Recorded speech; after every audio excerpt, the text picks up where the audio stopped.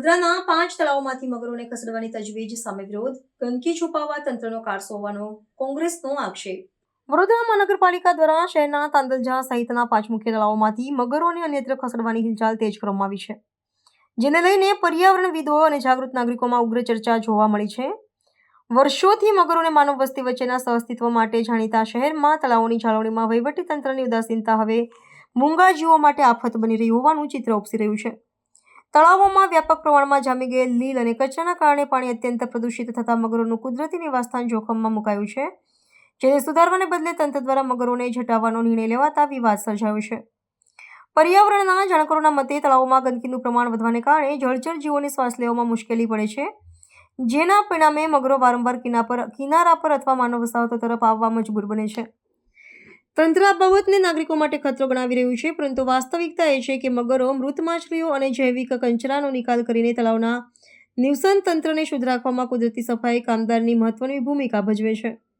જો આ જળચર જીવોને અહીંથી દૂર કરવામાં આવશે તો તળાવોમાં ગંદકી અને દુર્ગંધની સમસ્યા વધુ વકરશે અને કુદરતી સંતુલન ખોરવાશે તેવી ભીતિ સેવાઈ રહી છે। આ સમગ્ર પ્રકરણમાં પાલિકાની કામગીરીને આડે હાથ લેતા કોંગ્રેસના અગ્રણી નેતા અશફાક મલિકે તંત્ર પર આકરા પ્રહારો કર્યા છે। તેમણે પાલિકાની ક્ષમતા પર સવાલ ઉઠાવતા જણાવ્યું હતું કે જે વહીવટીતંત્ર તળાવોમાંથી સામાન્ય સ્વચ્છતા જાળવવામાં નિષ્ફળ નીવડ્યું છે, તે આટલી મોટી સંખ્યામાં મગરોને પકડીને અન્ય સ્થળે કેવી રીતે સુરક્ષિત સાચવી શકશે। તેમણે આક્ષેપ કર્યો છે કે પોતાની નિષ્ફળતા અને બેદરકારી પર પડદો પાડવા માટે સત્તાધીશો મગરોના સ્થળાંતરનો માર્ગ અપનાવી રહ્યા છે। વિપક્ષે માંગ કરી છે કે મગરોને વિસ્થાપિત કરવાને બદલે તળાવોના શુદ્ધિકરણ અને જાળવણી પણ પ્રાથમિકતા આપવી જોઈએ। બિલકુલ 100% સાચી વાત છે। તમે આ અમારો તાંદલજા ગામનો તળાવ છે, આ તળાવની અંદર મગરો છે। ઝૂ ક્યુરેટરને અરજી આપવામાં આવે છે, કોર્પોરેશન દ્વારા જ કહેવામાં આવે છે કે ભાઈ આને શિફ્ટિંગ કરવાના, અહીંથી મગરોને લઈ જવાના।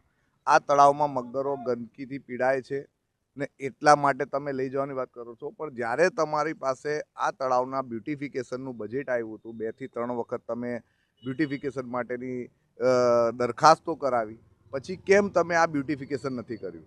અને તમે હવે બીજી જગ્યાએ લઈ જશો મગરોને, તો બીજી જગ્યાએ ક્યાં લઈ જવાના છો?